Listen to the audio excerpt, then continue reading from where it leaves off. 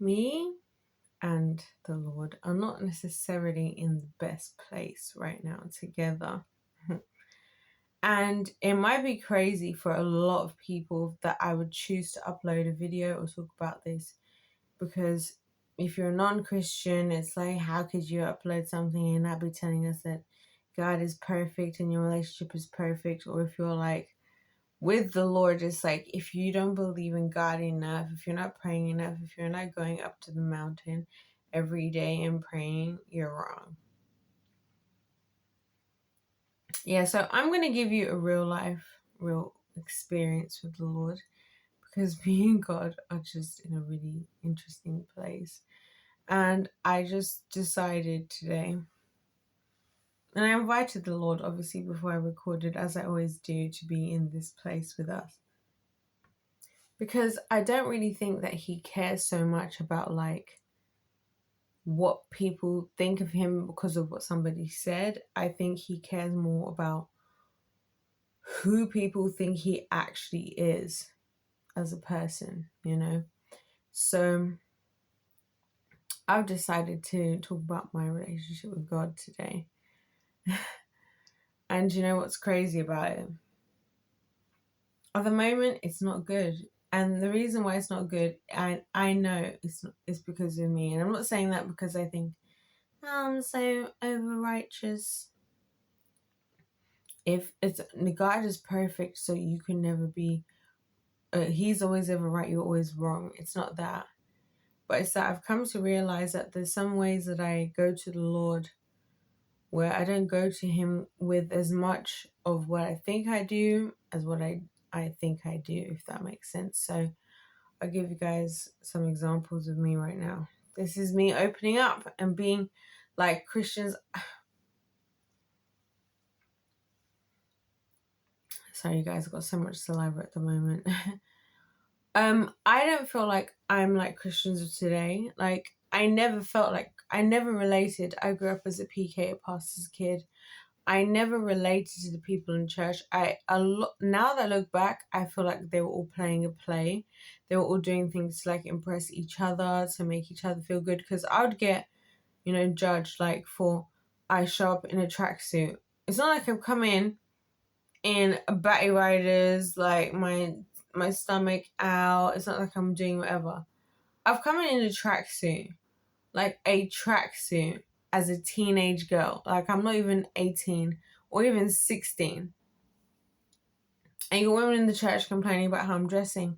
And my thought was, I'm dressing for the Lord. You know what I mean? I'm just dressing for the Lord.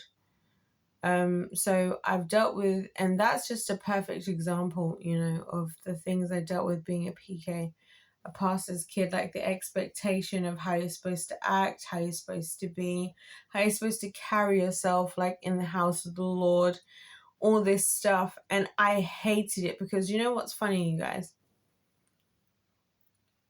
I used to always want to be an actress.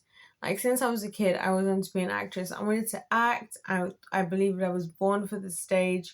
I still believe I'm born for the stage. I still believe I have just a gifting where, like, whether it's me on the stage or me directing what's on the stage, I just know that's something that I'm just really good at for no good reason.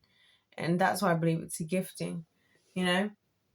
And so when I went through the things that I went through as a kid and whatever, and how people would treat me, I hated it. And like, that's what connects now to my feelings with the Lord to this day. And the reason why I feel comfortable to share this and not feel like this makes God look bad or whatever is because of how much I actually trust him, believe it or not. And I trust God more than anything. And I trust him that, like, no, to me, the way I live my life is like, no matter what happens, God is my number one priority. So I will let the opinions of everyone in the world, I don't care how close you are to me, I don't care our relationship, I will let that go. I will let go my jobs, I will let go everything, even YouTube, which I would hate to let go. And I don't believe the Lord would ask me to do that, because he was the one who told me to do it in the first place, right? Hence why I'm here. I will give up everything for God. And I know that I will. And so does he, you know? And so that's why, you know, the enemy tests me on those types of things. So when I'm coming in to like make a video today, like,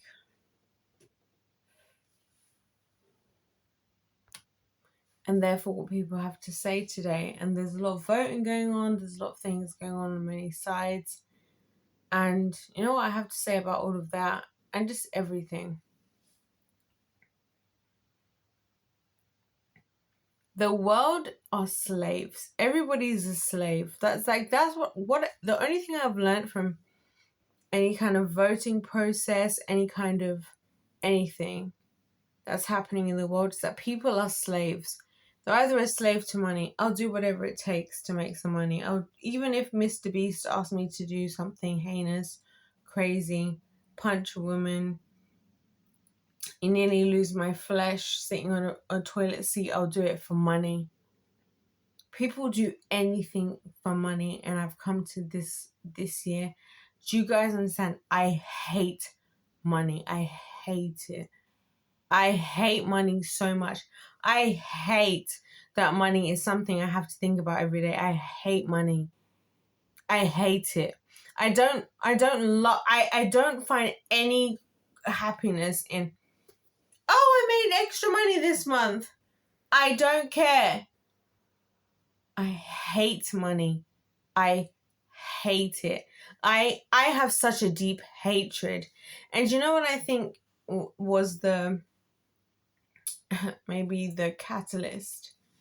I remember once upon a time, I'm going to tell you guys a story, because I decided that I have to share my stories, because this is what really happened. Like, so why would I not say what really happened when the people I'm talking about are not in my life anyway, in any way, shape, and form? So I may as well just talk about what happened. So I remember, this is like a few years ago. I'm like, maybe, I don't know what year, not 2018. I don't know, a couple years ago. I was talking to my biological father on the phone. You guys. So at this point in time, he doesn't. I'm going to tell you guys about this story, because I like to call this the Quarterbilly scam. The Quarterbilly scam. The Quarterbilly scam. I want you guys to listen to this story. Alright, so here's how it goes. It's like 2018, 2017, around that time, right? So 2018 is the year I've graduated from university, and I have to give it to my father that he was sending me, I think it was like 150 or 200 Great British pounds per month, okay? So I want to give him his flowers where he deserves them. And the reason why he was able to do such is because in this here town where I'm making this very video, they heard he was a local businessman. They offered him offices, a whole office block. There's at least 3, and there's at least minimum 4 offices. I think there's 5. I think there's 5, but let's say 4. They offer him another office block, and this is for a discounted rate, and also 2 flats. So I'm thinking, bro's hit the jackpot. He's being himself. Whatever. Anyways, he builds up his business. He's making good money. He takes us all on holiday in Zimbabwe. More than killed it on that holiday, to be fair. I got to give him his flowers again. Like, we went to Zimbabwe and Zambia. Went there for like 4 weeks total.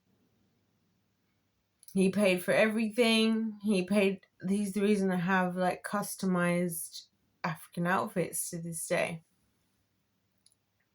So I respected it, you know.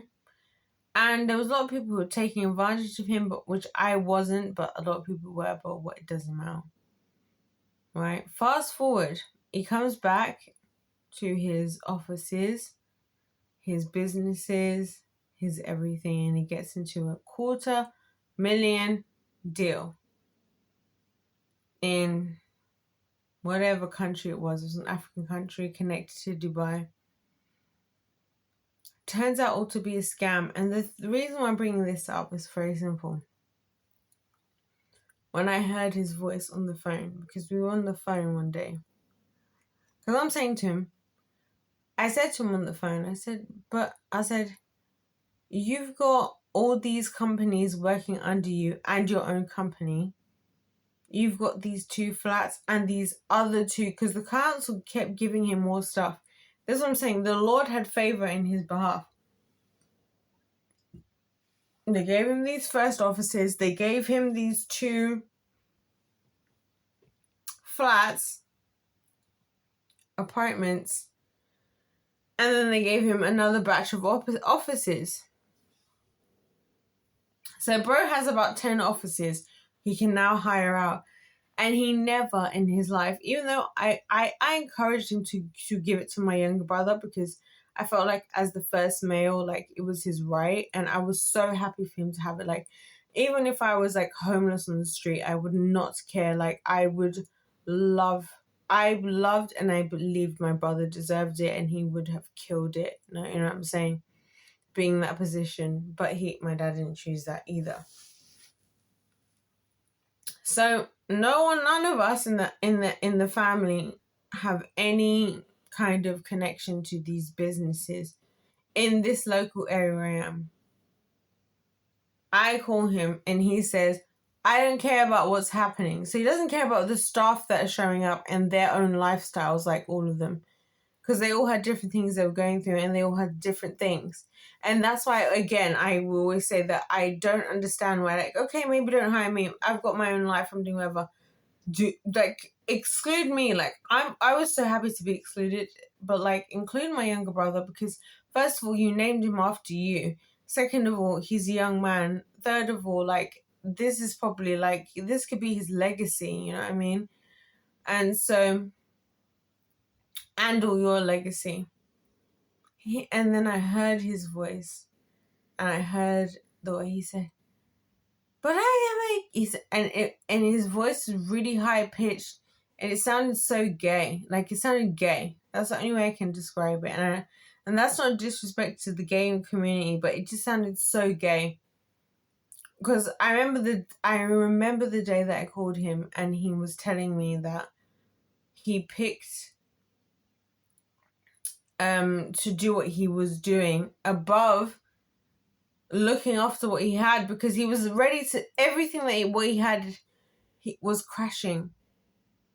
But he was like, it doesn't matter if I'm making that money with them, I can make X amount of money with this business. And his voice, it was so high pitched, it was very gay sounding.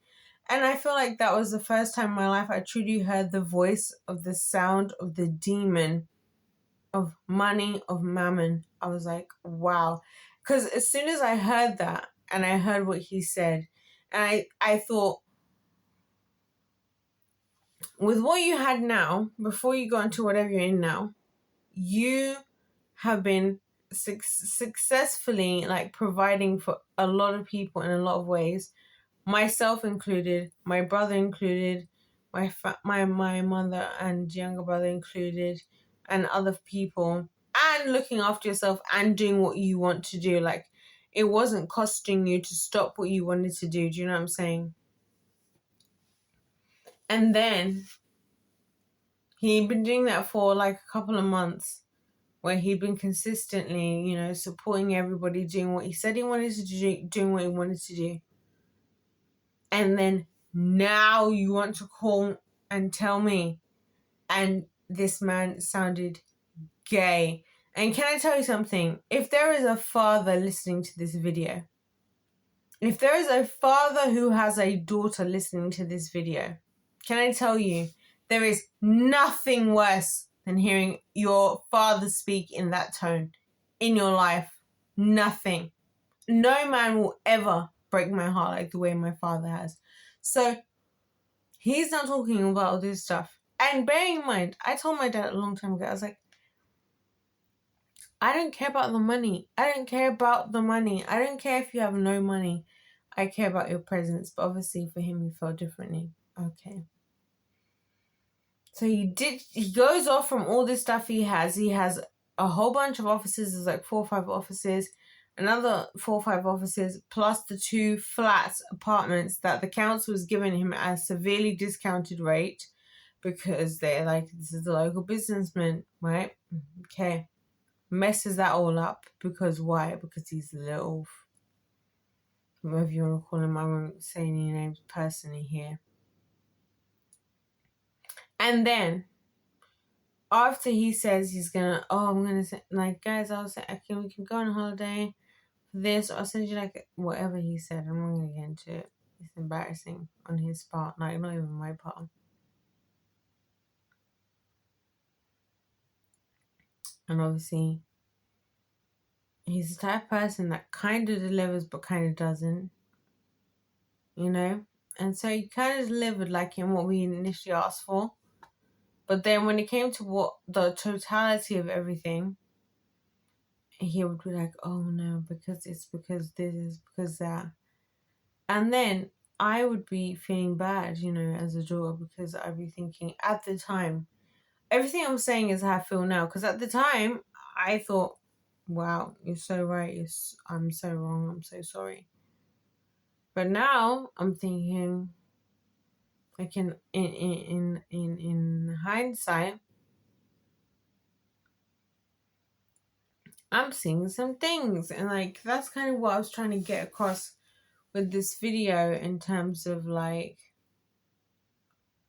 there's so many layers to people's lives, and like the thing that I don't get is not that I think everybody should share their life, because I've decided to share mine for a few reasons, right? But what I'm trying to say is that like, we need to stop pretending as a society that everybody's living a great life, because you're not. You're probably going through pain. You're probably going through struggle. You're probably going through your own issues, your own parents. You're probably going through your own issues, your own family, your own friends, your own whatever. Why do we keep continuing to pretend as if like functionality is the norm when I feel like functionality is a part of yesterday? And maybe it's because I'm a younger generation.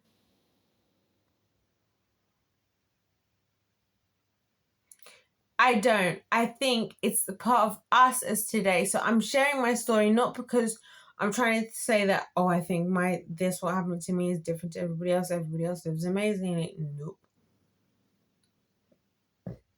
I'm saying my story only for the simple reason of I hope there is, well, I don't have to hope they exist, but if there is others who have gone through what I have, we can talk about it. But also, and this is important as well, that those of you who didn't initially believe, and those of you who still don't believe, when the world says, oh, if you have a problem, just go to somebody, just talk to someone, who are we supposed to talk to? If nearly 20 minutes into the video, you don't even still believe me. And the only reason I'm speaking up is because God has given me the bravery to do it. But then you'll be the same people that if I now go and take my own life, which I'm not going to, praise Jesus, everybody, I'm not going to kill myself, just to be clear. You'll be the same ones like, you should have talked to someone, you should have opened up. But when I'm opening up, when I'm saying what's real, I'm telling you about the actual events of my life, you don't want to listen. You don't want to believe. That's selfish. That's what I'm trying to say. Like, that's all I'm trying to say. Like, I'm not trying to tell you that you're being selfish in terms of you to feel bad about yourself. But I'm saying to feel selfish in terms of, like, re-evaluating your perspective. That's all I'm saying. That's literally all I'm saying, you know. But it is what it is. Anyways, you guys, if life's a game, let's play to win. That's my story. that's what I felt like needed to be said. So, if life's a game, let's play to win. God bless you. I love you. And I'll see you in my next one. Goodbye.